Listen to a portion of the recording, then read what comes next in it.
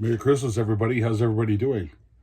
I hope you didn't get caught under the mistletoe with a weird stranger.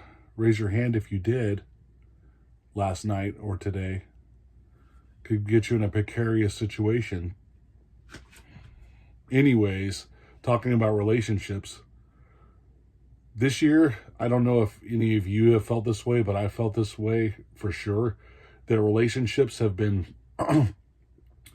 very chaotic, maybe a little bit of confusing for 2025. Let me know if this is applies to you.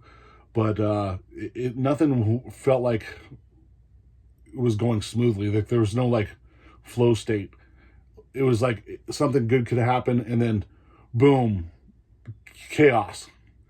Good event, chaos again. Now, I believe this is you trying to work through your past trauma, and life is presenting you that chaos from that past trauma. So the good situations came up, and it was running smoothly. You're like, oh man, Brandon, I've been acting positive. I've been being optimistic, and using the law of assumption and all that other metaphysical techniques. And then there's like a chaos event that happens like once a week. Boom, slaps you in the face, and it brings you down for a couple of days, and you're trying to recollect yourself based on these situations. You're like, well, I don't know if this stuff is working. But if you felt like there was past trauma regression coming out of you, like situations that you not necessarily have been in with this person now, or maybe a different person in the past, but it was like a reflection of the past came up, and that's so you can let go of the past trauma. Like working through these chaotic states, it's life showing you what you need to go through in order to move on and do better with your future relationships and yourself. Remember, you have to love yourself before people can love you.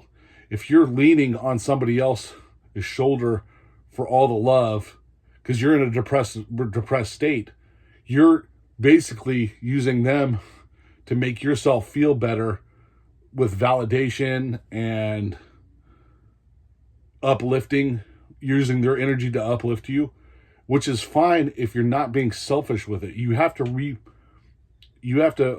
give them some similar love energy back, but you can't just rely on it in order to give it out. You have to give it out first and love yourself, and then give it out first, because if it's transactional, it's not going to be healthy.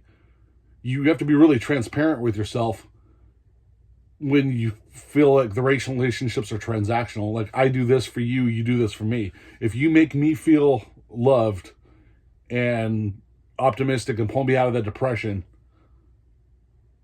then I'll do something for you. I'll love you back. It's not how it works. Relationships should not be transactional. That's why they talk about unconditional love. Usually, a lot of you, and I know this is for myself, I have unconditional love for my children. They could be mad at me, and I still do things for them in a positive way, even though my kids might have an attitude with me.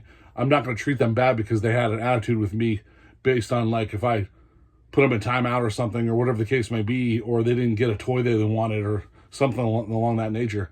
I'm still going to enter that frame of unconditional love for them, and that that temporary anger that they have will drop off, and then everything will go back in alignment again.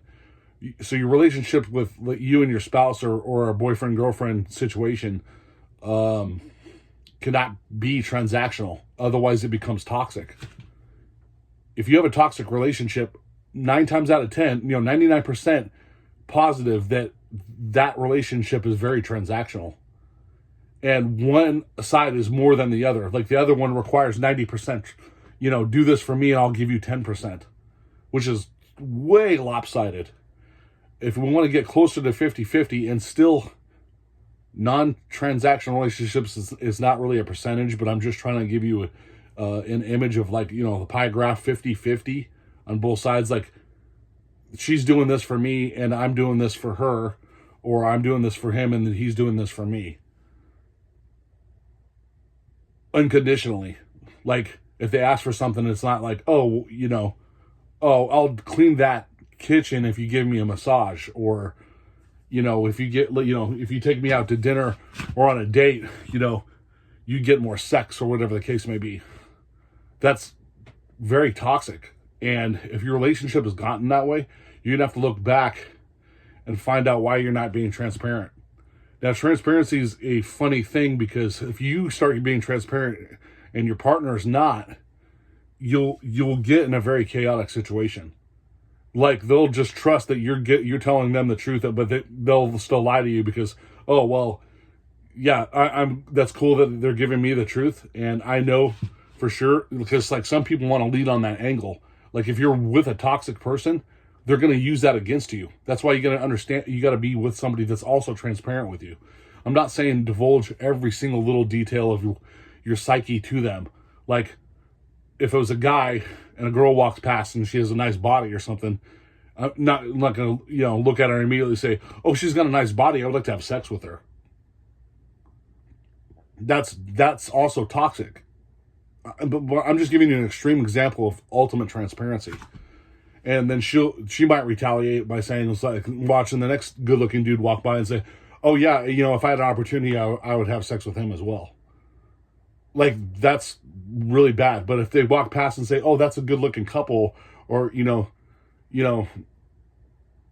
she's good looking or whatever, you can be transparent like that. But like, when it becomes to a level, the transparency can become a problem if you're with the wrong person. Now, if you're both completely transparent with each other and you're not cheating on each other or anything like that, in the long run, you might have small problems here and there, but in the long run, you will have a much better relationship with that person, if that makes any sense. You don't see it right now because the problems with telling the truth a lot of the times bring up factors that we're not used to in this society. We're grown up and taught to lie. Our society is managed and taught and runs on lies. And you were taught from a kid, your parents even taught you how to do that. And the teachers and the banking system and companies, all this stuff teach manipulation in order to thrive in the current society norm.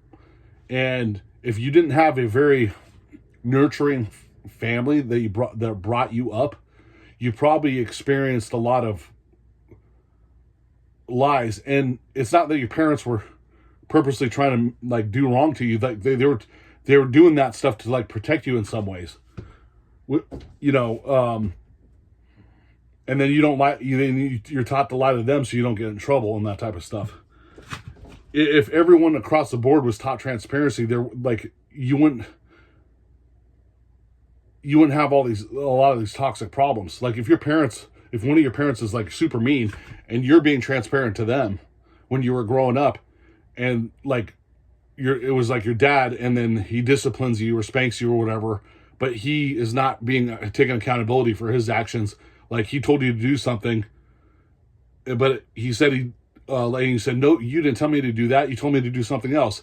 And that parent doesn't take accountability for it, and then, disciplines and kind of like spanks them or puts them on timeout or whatever for the wrong thing, because they weren't taking accountability. That's why transparency and accountability like kind of go hand in hand. But if everyone was taught this across the board, the psychological safety would be aligned with everybody. And like the age of Aquarius, this is kind of what we're leading into. I talked about it in one of my very first like 10 to 20 videos. I don't remember. But in the very beginning, I talked about the age of Aquarius is bringing us closer to a more safe environment where it's not transactional and there's not like massive war and everything is like about conflict and selfishness and all this other stuff. Once we're taught how to be psychologically safe with one another and our family and strangers and all this type of thing, that aggression will cease. So it's important for us to learn how to be transparent, and then teach our kids that as well. but also give them the understanding it's like, hey, not everybody's operating this way yet. That's why it's important for all of us to start going into our spiritual journeys and spiritual awakenings now, so we all can be aligned at the same. Otherwise, like, you got like two different types of energy streams trying to like fight each other in that respect. And that's why you, like, when you go out shopping or whatever, you're just like so irritated with how society operates, especially in America, where everyone's so psychologically violent and aggressive, and the Karen mentality, or the asshole mentality of people just treating each other like crap in public and not taking care of the other person with customer service or just basic politeness, really, like just being nice. It's kind of like migrated that way. But if we can all go back on track and start heading in the direction of, like, being cordial with one another again, then it'll start affecting us. Like, it'll be like a virus and start spreading out to other people. If everyone's in a nice, polite environment, that aggression will kind of like leave. Does that make sense? Like, if you have a group of people that are all being positive and optimistic with one another, that energy like cycles and starts spreading out. If you're in a group of people that's all being negative and aggressive all the time, that energy, like, that's the state you're going to be in. That's why it's important to like understand which is which and where you want to operate. But that's basically what I wanted to talk about today. I'll go more into this in the in the beginning of 2026, and I'll see you then. Thank you.